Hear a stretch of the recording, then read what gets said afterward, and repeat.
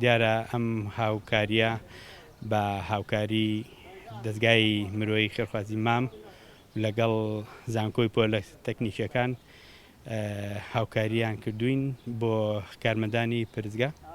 ئەم هاوکاریە پێک دێت لە موادی خۆراکی تر بۆ هەموو ئەو کارمەندە پرزگانن کە پەیوەستن بە هاوکاریکردنەوە و شەو ڕۆژیان ناوەتەیەکەوە بۆ خزمەت گوزاری و بۆ پێشکەشکردنی خزمەت بە هاوڵاتیان لە نەخۆشخانەکاندا.